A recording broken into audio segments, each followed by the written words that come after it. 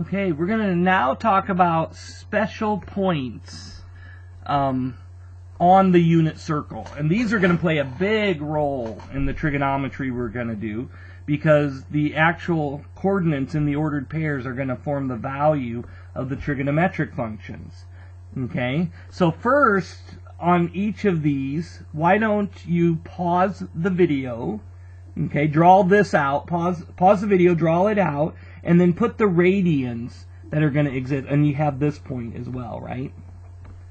And go ahead and put the radians for each of these points. So go ahead, take a moment, see if you can do that, and then when you come back, we're going to find out what each of these ordered pairs are around the unit circle, okay? So take a moment, do that, and then unpause, and we'll continue on. Okay, so let's see how you did. This, of course, is 0, and this is pi over 2. This is pi, 3 pi over 2, and 2 pi. Okay, so I put those 4 quadrants first, and then I'll put the 45 degree angles in. So this is pi over 4, 3 pi over 4, 5 pi over 4, and 7 pi over 4. Okay, so now this is pi over 6, and then 2 pi over 6 reduces down to pi over 3, and this ends up being 2 pi over 3. And then maybe I'll just go ahead and do, this is 3 pi over 3, 4 pi over 3. And then one more is 5 pi over 3. And so that's pi over 6. The other one here, there's 6 of them around, back up 1, makes this 5 pi over 6, right? 6 pi's over 6, back up 5 pi over 6, go forward 7 pi over 6. Right? Same here, there's 12 of them, back up 1, this is 11 pi over 6. Okay, and those are we're going to call these the special angles around the unit circle. Okay? And so now what we are interested in here are what is the ordered pairs at each of these points. So next to these, each of these, I'm going to actually write what the ordered pairs are. So of course these here, this one here is 1, 0. Up here it's 0, 1. Over here it's -1, 0. And then down here it's 0, -1. So those quadrant ones are pretty easy. Okay? So now what I'm going to do is I'm going to do these 45 degree angles. Okay? And I'm going to actually draw something here that's going to help, I think, help you learn this. This is how I think of it. There's 0, there's 1. So I'm going to do these 45 degree angles. And what it turns out being is that these are square root of 2 over 2, square root of 2 over 2. Okay? They're both going to be the same quadrant, because this is like the diagonal of a square, right? A 1 by 1 square. This is the diagonal of that 1 by 1 square. Actually, it's not the diagonal of a 1 by 1 square. Scratch that. But the point on the unit circle is going to be, let's not worry about that. It's going to be square root of 2 over 2, square root of 2 over 2. Okay? And let's just keep it at that. But what I want to do is I want to show you where that lies along the line here, between 0 and 1. So square root of 2 over 2. And you see that's about like 0.707, right? I don't know, like something like maybe right here, square root of 2 over 2, which is like 0.707 approximately. Okay? Now, the nice thing is these other ones are the same as this, but you just have to adjust it for the sign. Okay? So this here is like quadrant 1, this is quadrant 2, this down here is quadrant 3, and this here is quadrant 4. And as far as the signs are concerned, both of these are positive. Over here, the x is negative, the y is positive. Down here, they're both negative.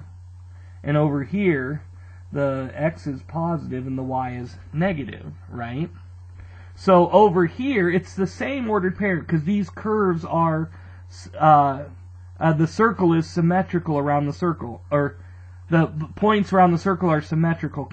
So it's the same ordered pair, but now the x is negative. So negative square root of 2 over 2, square root of 2 over 2. Okay? And the y is positive. So down for this one, they're both going to be negative. Negative square root of 2 over 2, negative square root of 2 over 2. Okay? And then over here, the x will be positive, but the y is going to be negative.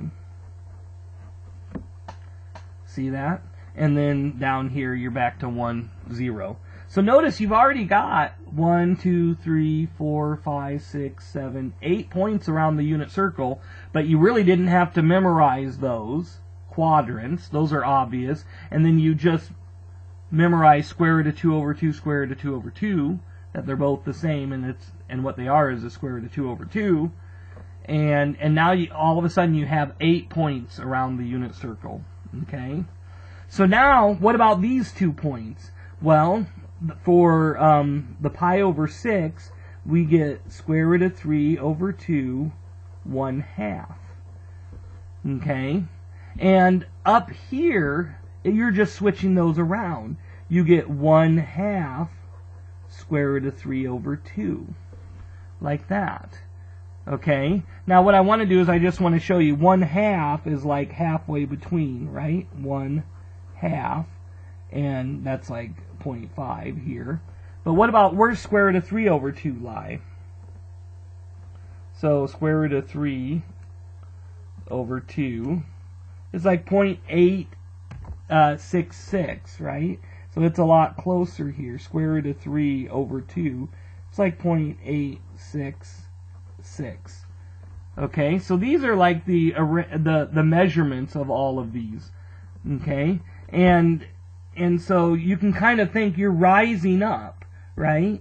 Here, so my y coordinate, it's going to be 1/2, and then square root of 2 over 2, and then square root of 3 over 2. So here, the height here is the y coordinate.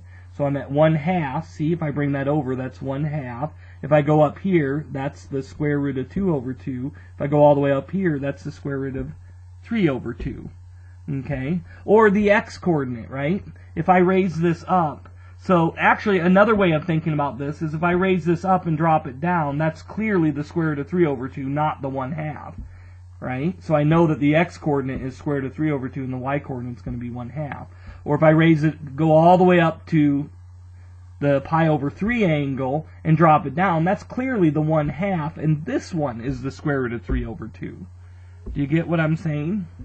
And so that's how I memorize these. You really only have to, in your minds, have memorized the numbers 1/2, or square root of 3 over 2, 1/2, square root of 2 over 2, and then you got to know where to place them in these ordered pairs. And the way that I think of it is I'm thinking of this thing here, like as I'm rising up, or in my mind I'm just like saying, oh, I'm going to go all the way up to the pi over 3, and if I drop down, that's the 1/2, that's the square root of 3 over 2.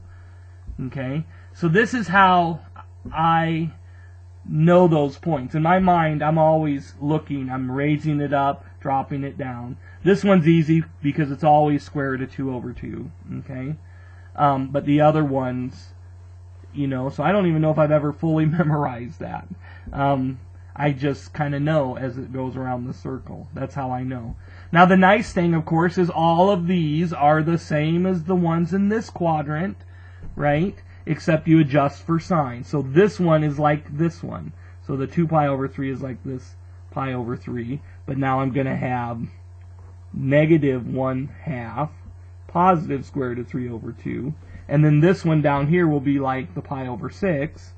But I'll have negative square root of 3 over 2 1/2. Okay? And then this one will be like the pi over 6, or it'll be like this one up here, but now they're both negative. So negative square root of 3 over 2, negative 1/2. Okay, and then this one will be like this one up here or that one over there, but they're both negative, so it's negative 1/2, negative square root of 3 over 2. Okay, now in this quadrant, the x is positive, the y is negative, and so this one will be like this over here, but the x is positive, the y is negative. And then this one up here will be like this one over here, right? Or this one over here, but the x is positive and the y is negative. And now you got all these points that are pretty evenly, not quite, but pretty evenly distributed around the unit circle, and they correspond to angles that are like 30, 45, 60 degrees around. And what we call these here, these ordered pairs and these angles are the reference angles for all of these. Okay, so like this angle here, the reference angle would be this. Meaning if I wanted to find the coordinate of this one, I would look at this angle. Okay, I just think of this quadrant here, and like here's this quadrant rising up. Well, this quadrant, as you go through, would go down like this. And so this angle down here would be like that angle there.